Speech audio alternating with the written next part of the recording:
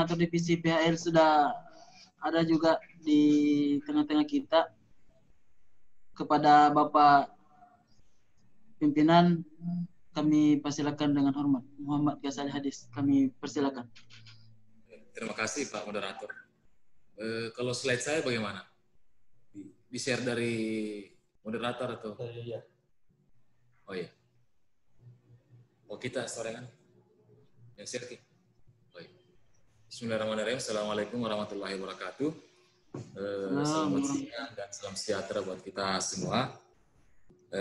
Mudah-mudahan kita semua masih semangat, walaupun ya sekarang ini sudah istilahnya kalau waktu-waktu siang seperti itu ya biasanya kita mengantuk dan sebagainya. Mudah-mudahan sudah ada kopi di hadapannya masing-masing supaya ada yang menemani untuk kita ikuti diskusi ini. Baiklah, saya akan mulai untuk materi saya terkait dengan orientasi ini. Jadi sesuai dengan divisi saya itu divisi pengawasan. Jadi saya akan mencoba untuk memaparkan sedikit tentang bagaimana sih mekanisme dan tata cara pengawasan tahapan pilkada, terutama untuk teman-teman pengawas pemilihan di tingkat kelurahan desa. Bisa di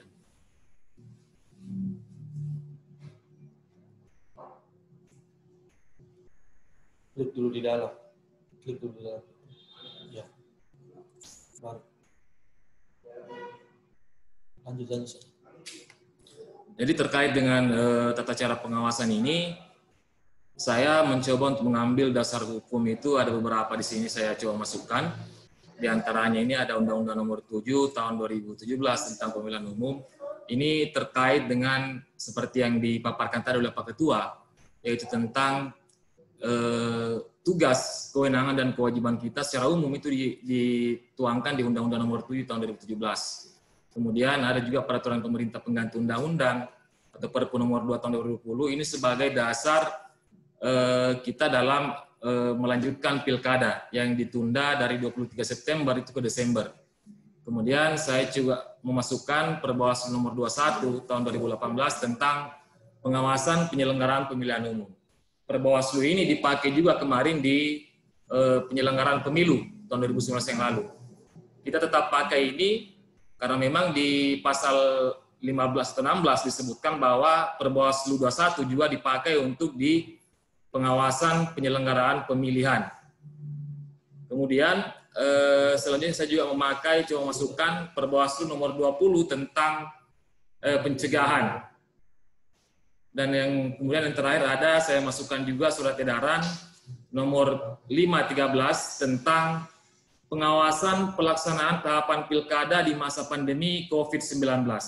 Ini baru saja tadi malam dikeluarkan oleh Bawaslu RI menyusul surat edaran dari surat putusan dari SE nomor 20 KPU RI tentang mekanisme dan tata cara pelaksanaan tahapan pilkada di masa pandemi COVID-19. Yang sejatinya itu dituangkan di peraturan KPU. Namun sampai saat ini itu belum dilakukan konsultasi atau pembahasan di Komisi 2 DPR RI. KPU sudah 2 kali mengajukan ke DPR namun ditunda dan rencananya besok baru dilaksanakan konsultasi. Jadi memang kita ini di penyelenggara pemilihan baik KPU maupun Bawaslu kita berkejaran dengan waktu karena aturan-aturan teknis tentang pelaksanaan tahapan pilkada ini belum turun. Jadi selama itu belum ada, maka kita masih mengacu kepada PKPU dan Perbawaslu yang lama, selama belum dicabut. Jadi mudah-mudahan besok setelah konsultasi bisa segera diundangkan PKPU tentang tahapan pelaksanaan pilkada di masa pandemi. Itu diatur semua di situ.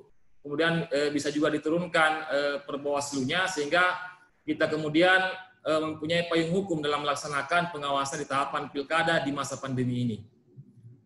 Lanjut. Jadi tadi sudah kasih lanjut kita terus saja. Jadi tadi sudah dipaparkan oleh Pak Ketua tentang tugas, kewenangan dan kewajiban PKD. Jadi tugas-tugas kita secara umum itu ya melaksanakan fungsi pencegahan dan penindakan. Pencegahan itu di sini ada misalnya pencegahan terhadap praktik politik uang. Namanya pencegahan itu sebelum terjadi, bukan setelah kejadian. Jadi pencegahan itu kira-kira kita menangkap gejala-gejala yang ada di wilayah kita terkait potensi-potensi adanya praktik politik uang. Jadi memang dalam pencegahan ini memerlukan strategi-strategi khusus untuk kita menangkap gejala-gejala tersebut. Misalnya saya kasih contoh, misalnya kalau hujan itu kan ada gejalanya.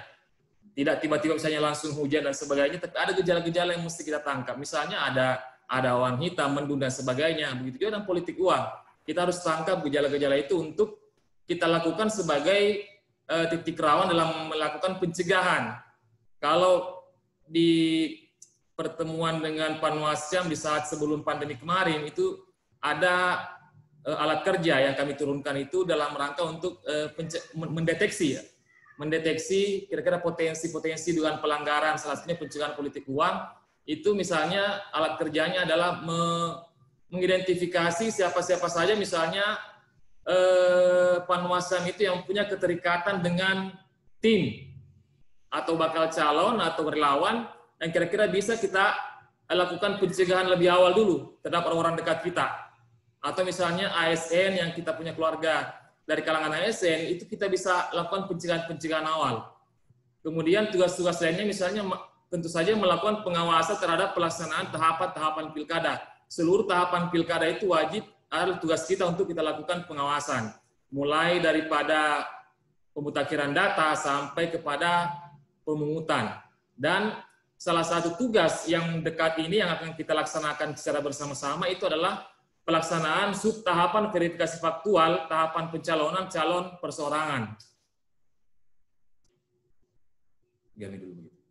Tahapan pencalonan perseorangan ini merupakan tugas yang melekat di teman-teman PKD yang dibantu oleh Panwascam. Jadi tugas ini wajib kita lakukan secara langsung. Lanjut.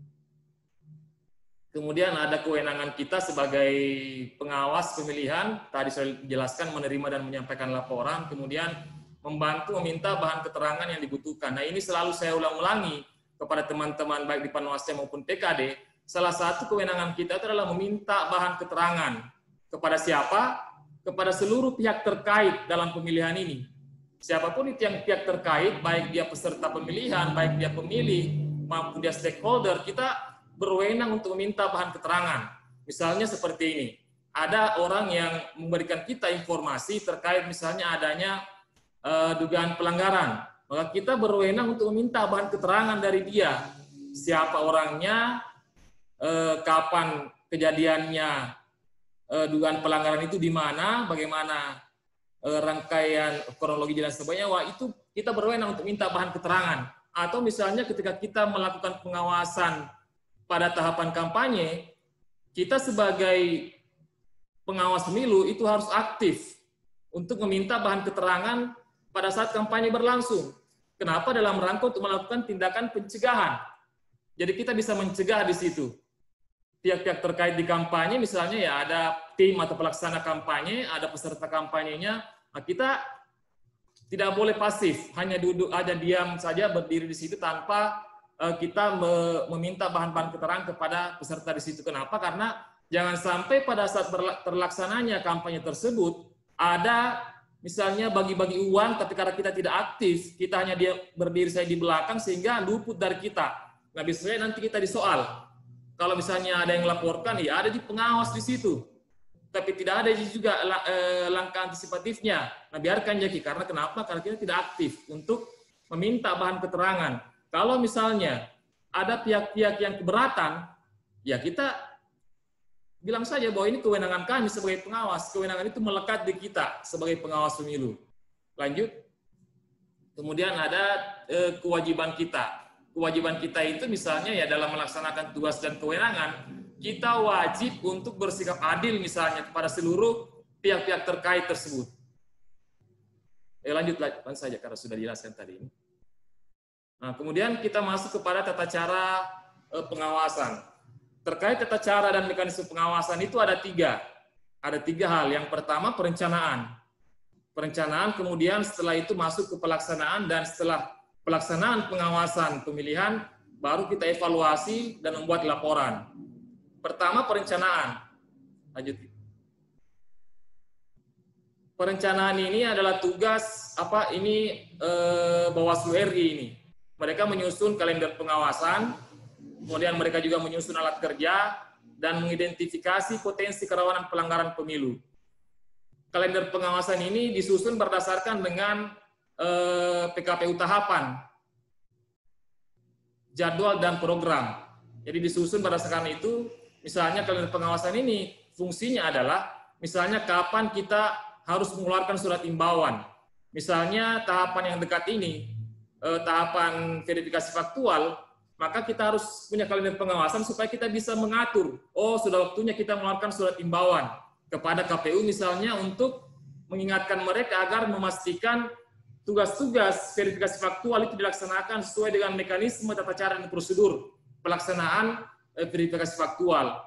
Kemudian penyusunan alat kerja. Jadi alat kerja ini sudah diturunkan ke kami di kabupaten, nanti insya Allah akan kita turunkan kepada teman-teman PKD melalui Panwascam, alat kerja untuk pengawasan verifikasi faktual.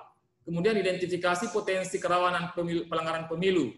Kalau di Bawaslu RI ini kalau tidak salah sudah 3 kali dilaksanakan IKP, Indeks Kerawanan Pilkada atau Pemilu, dan baru-baru ini terkait dengan pelaksanaan tahapan pilkada di masa pandemi, itu juga sudah dilaksanakan baru tanggal 16 kemarin kita selesaikan pengambilan data di beberapa stakeholder pemiluan di Kabupaten Maros, sudah kita kirimkan ke Bawaslu RI untuk dijadikan sebagai indeks kerawanan pilkada. Selanjutnya setelah perencanaan, kita masuk ke pelaksanaan pengawasan tahapan pilkada. Lanjut, Kim. Nah, pelaksanaan pengawasan tahapan pilkada itu ada 2. Yang pertama ada pengawasan secara langsung dan ada pengawasan tidak langsung. Pengawasan langsung di sini misalnya dalam hal verifikasi faktual, kita harus memastikan bahwa seluruh tahapan-tahapan di verifikasi faktual itu dilakukan sesuai dengan ketentuan dan peraturan perundang-undangan. Jadi kita ini di pengawas pemilu harus mengetahui tata cara, mekanisme, dan prosedur pelaksanaan subtahapan verifikasi faktual. Karena bagaimana misalnya kita melakukan pengawasan langsung terhadap PPS, apakah sudah lengkap dokumentasi yang mesti mereka bawa di Verpak, misalnya formulir model B11 KWK dan sebagainya, apa itu formulir yang abstrak dan sebagainya, itu harus kita ketahui. Karena kenapa? Supaya kita bisa memastikan bahwa seluruh tahapan di situ sudah dipenuhi. Misalnya terkait dengan kelengkapan, kebenaran, keakuratan, serta keabsahan dokumen yang menjadi objek pengawasan, itu sudah dilaksanakan dengan baik. Kemudian, dalam hal memastikan itu ketika misalnya ada hal yang tidak lengkap dan sebagainya, maka itu harus kita memberikan saran perbaikan kepada pelaksana teknis tersebut. Kalau misalnya di pengawasan langsung kita ada yang kita temukan dugaan pelanggaran, begitu kita masukkan saya di form A dan bisa kita lakukan misalnya investigasi terhadap dugaan pelanggaran. Itu pengawasan langsung. Kemudian ada juga yang dimaksud dengan pengawasan tidak langsung. Bisa dilanjut. Pengawasan tidak langsung ini adalah merupakan analisa hasil pengawasan. Apa yang dimaksud analisa hasil pengawasan? Misalnya, kalau kemarin di subtahapan verifikasi administrasi kita melakukan pengawasan langsung, di situ ada berkas-berkas atau dokumen-dokumen yang kita bawa pulang ke kantor, itulah yang kita analisa. Misalnya form B11 KWK-nya kita analisa apakah misalnya pendukung ini dia sudah memenuhi syarat indikator keabsahan yang ada di PKPU tentang verifikasi administrasi, itu kita lakukan analisa. Dan kedua, menentukan ada tidaknya unsur dan jenis pelanggaran. Maksudnya ini misalnya begini, ketika ada informasi awal yang masuk ke kita, maka kita kemudian melakukan langkah-langkah penelusuran untuk memastikan misalnya apakah informasi tersebut benar adanya, apakah ada fakta atau peristiwa dari informasi awal tersebut. Kalau misalnya ada faktanya, apakah fakta tersebut berkaitan dengan fakta-fakta hukum yang ada di pemilihan. Kalau misalnya ada fakta hukumnya, kira-kira norma hukum apa yang dilanggar untuk menentukan apakah ada atau tidaknya unsur dan jenis pelanggaran. Itu merupakan pengawasan tidak langsung. Jadi ada 2 jenis pengawasan kita, itu ada pengawasan secara langsung seperti pengawasan Verpak oleh teman-teman PKD itu harus diawasi secara langsung. Tidak bisa kita awasi melalui video call misalnya. Tidak bisa kita awasi hanya baku WA dengan dengan PPS. Tapi kemudian nanti di teknis setelah kita jelaskan lebih lanjut di BIMTEK yang tidak lama lagi, mungkin 1-2 hari ini kita laksanakan BIMTEK. Misalnya tidak boleh kita itu tadi misalnya melakukan hanya video call saja, walaupun misalnya metode kita dalam melakukan pengawasan itu adalah metode sampling. Beda dengan KPU, PPS itu melakukan metode sensus. Jadi seluruh jumlah dukungan di Verpak itu mereka lakukan verifikasi faktual. Kita karena keterbatasan jumlah personil kita, sehingga di edaran pengawasan tahapan pencalonan, di lampirannya disebutkan bahwa Bawaslu menentukan sampling sebanyak 20% untuk pengawasan verifikasi faktual. Dan ini sementara kita lakukan pemetaan terhadap sebaran dukungan yang ada di seluruh kecamatan se-Kabupaten Maros. Jadi misalnya kalau di Tandra Lili itu jumlah dukungannya ada kurang lebih 6.000 yang lolos di Vermin, maka kalau kita tarik 20%-nya berarti kurang lebih 1.000-an untuk teman-teman PKD Tandra Lili melakukan pengawasan verifikasi faktual. Begitu juga dengan kecamatan-kecamatan lain, itu kita tarik 20% dari situ. Nantilah di teknis itu kita jelaskan di BIMTEK. Selanjutnya,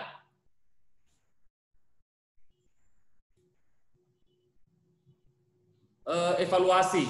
Jadi evaluasi ini adalah terkait dengan laporan-laporan kita secara periodik. Jadi teman-teman itu kalau misalnya ada laporan yang masuk ke kita, ke teman-teman PKD, maka itu harus segera melaporkan kepada teman-teman Panwascam. Kalau laporan-laporan ini tahapan akhir dan sebagainya itu biasanya berjenjang dari Panwascam, kemudian Panwascam ke Bawaslu Kabupaten, kita kemudian melaporkan ke provinsi.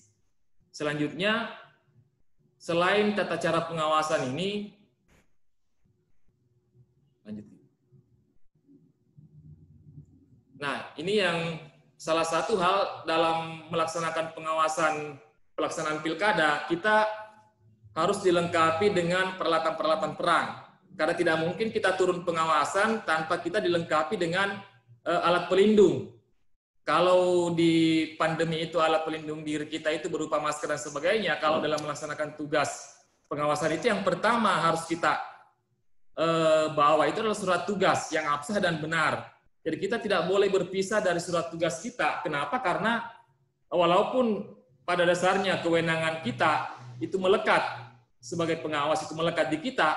Jadi kita misalnya berwenang untuk melakukan pengawasan di seluruh tahapan pilkada, tapi demi menghindari kita disoal, maka sebaiknya kita membawa surat tugas. Taruhlah misalnya di pengawasan pencalonan.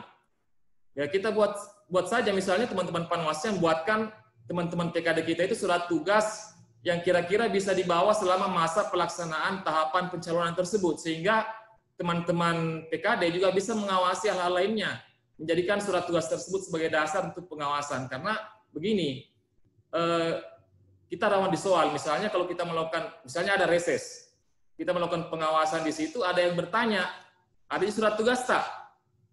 Kita bisa disoal. Tapi kalau kita sudah punya surat tugas, itu enak kita jalan. Jadi itu harus kita persiapkan. Nanti teknis terkait dengan surat tugas itu mungkin nanti akan dijelaskan lebih lanjut. Yang kedua, kita harus punya tanda pengenal atau ID card. Jadi ya teman-teman Panwascam mungkin Panwascam yang buatkan PKD. Sorry, untuk ID card itu Panwascam yang buatkan itu. ID card PKD dari kita aja. Oh, ID card itu disiapkan oleh Bawaslu Kabupaten. Jadi itu juga harus kita bawa di setiap pengawasan kita. Kenapa? Agar supaya orang bisa langsung tahu, oh pengawas tahu ini. Itu juga bisa berfungsi sebagai alat sebagai bahan pencegahan juga. Kalau misalnya ada yang mau dilakukan itu kira-kira hal-hal yang tidak benar atau dugaan-dugaan pelanggaran yang mereka mau lakukan, kalau kita datang ke situ memakai baju pengawas, bawa surat tugas, tanda pengenal, itu sudah bisa sebagai alat pencegahan. Nah, kemudian alat perlengkapan lainnya itu adalah ada buku panduan pengawasan. Kemudian alat kerja, misalnya untuk pengawasan tahapan verifikasi faktual, kita membawa alat kerja. Alat kerja itulah yang memandu kita untuk melakukan pengawasan. Misalnya di form B11 KWK, apa saja di situ elemen-elemen data yang terpenuhi untuk memenuhi indikator keabsahan di verifikasi faktual misalnya. Melalui alat kerja itulah kita kita merekam pelaksanaan tahapan verifikasi faktual oleh TTS. Kemudian kita juga perlu membawa alat rekam. Tapi saya kira ini sudah kita bawa karena di Android kita itu sudah ada bisa merekam di situ. Itu saya kira sekilas tentang tata cara pelaksanaan dan pengawasan dalam pengawasan tahapan pilkada. Kemudian yang saya sebutkan tadi di sambutan itu bahwa selain kita harus mengawasi jalannya seluruh tahapan-tahapan pilkada, kita juga harus difokuskan oleh pengawasan lain, yaitu pengawasan terhadap protokol, apakah dijalankannya protokol kesehatan pencegahan penyebaran COVID-19. Selanjutnya.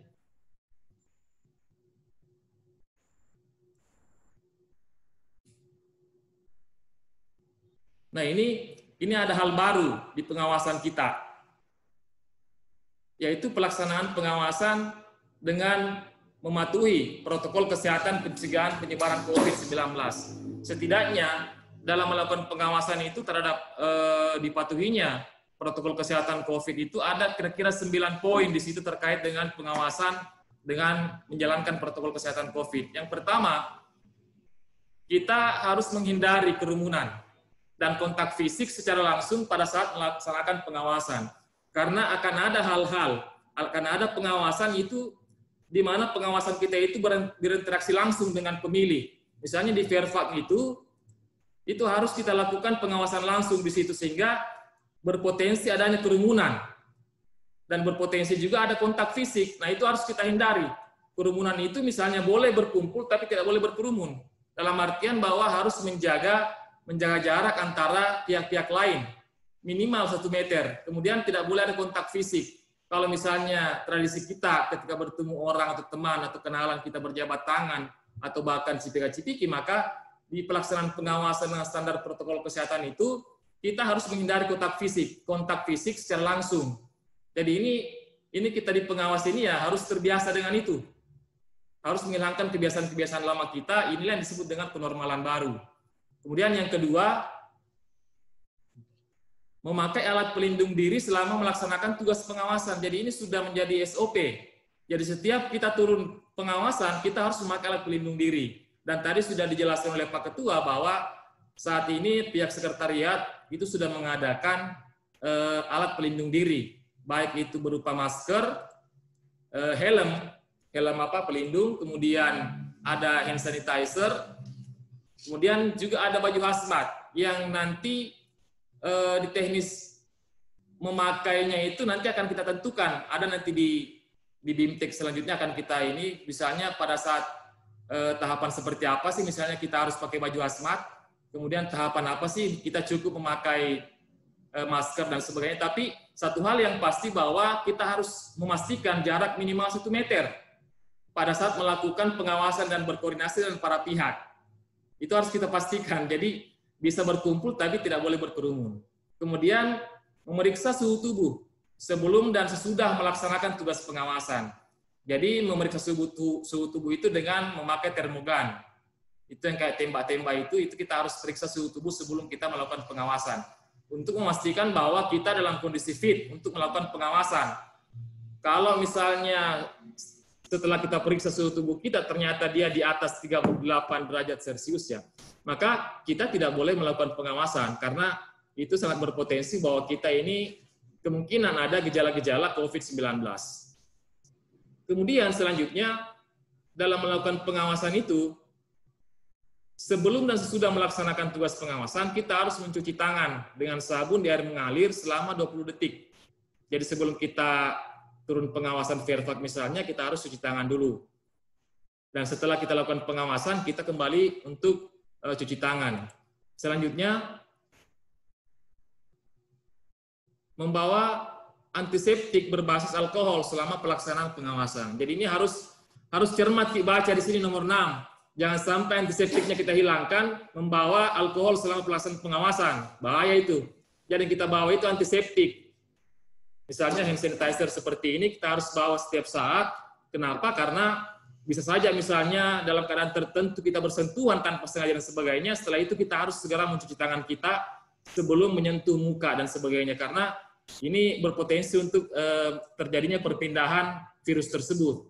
Kemudian kalau misalnya kita dalam pengawasan itu misalnya memakai kendaraan berupa mobil dan sebagainya, maka kita harus memastikan jumlah penumpang dalam kendaraan yang digunakan dalam pengawasan itu kira-kira sesuai dengan jarak protokoler kesehatan COVID.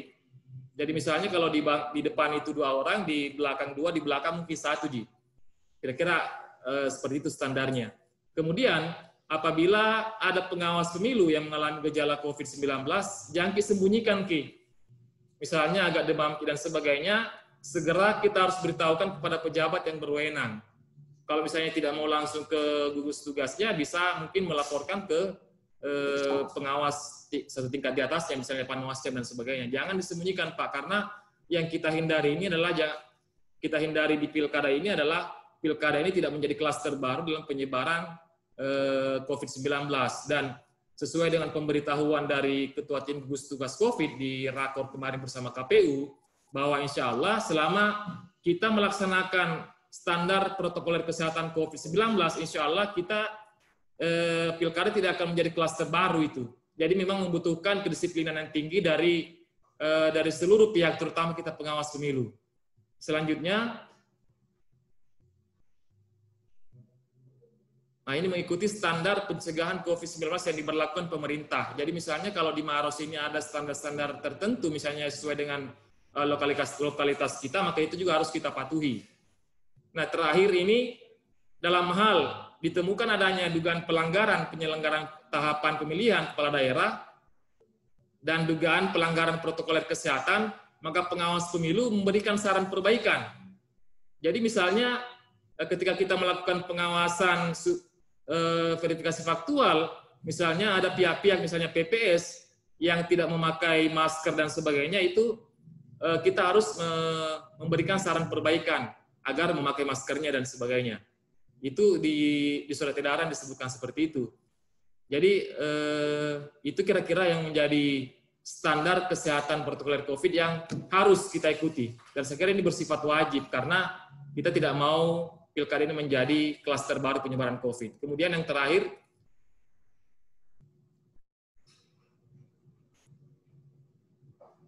dari seluruh hasil pengawasan kita itu, dari pengawasan teknis tahapan pilkada, kemudian pengawasan juga terhadap kepatuhan terhadap standar protokol kesehatan COVID, itu harus kita tuangkan semuanya di formulir model A. Jadi yang tadi disebutkan di alat yang perlu kita bawa, misalnya panduan pengawasan, alat rekam, dan alat kerja, itu semuanya nanti menjadi panduan kita dalam menuliskannya di form A. Bisa lanjutkan, klik, masih ada situ. Nah ini dasar hukumnya. Setiap kegiatan pengawasan pada setiap pengawasan tahapan pemilu itu ada di pasal 8 Perbawaslu nomor 21 tahun 2018. Kemudian terhadap informasi-informasi yang masuk ke kita terkait dengan dugaan pelanggaran, hasil penelusuran atas kebenaran informasi awal tersebut itu dasarnya ada di Perbawaslu nomor 14 tahun 2017 di pasal 12. Jadi ini yang terakhir formulir model A. Terkait dengan teknis pengisian form model A, insya Allah mungkin nanti teman-teman Panwascam itu bisa membantu untuk mensupervisi atau membimbing teman-teman PKD dalam hal bagaimana pengisian form model A. Kalaupun misalnya sudah berjalan tahapan dan kita belum bisa mengisi form model A, silakan dibuat catatan-catatan saya dulu, nanti catatan tersebut kita bawa ke Panwascam untuk dilakukan supervisi terkait pengisian form model A. Saya kira itu saya dulu dari saya, nanti akan kita kembangkan diskusi. Selanjutnya saya serahkan kepada moderator. Stop duluan.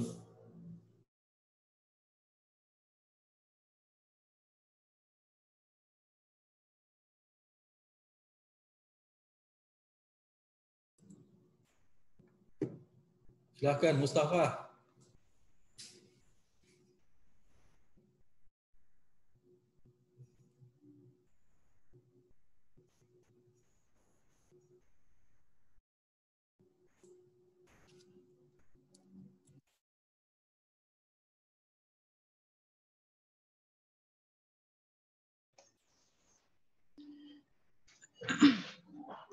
Baik, terima kasih pimpinan atas materinya tadi. Maaf ada sedikit gangguan, termute sendiri secara otomatis. itulah tadi materi tata cara dan mekanisme pengawasan Pilkada 2020 bagi PKD. Tentu Bapak Ibu sekalian tadi mendengar dan mengikuti secara seksama dengan baik. Dan sesuai dengan pesan Bapak pimpinan bahwa semoga berkembang di sesi tanya jawab sebentar. Untuk selanjutnya kita melangkah ke pemateri yang ketiga. Sekalian kita sebentar difokuskan untuk sesi tanya jawab saja setelah materi Bapak pimpinan Kordi Pak BP. Kepada pimpinan kami persilakan dengan hormat.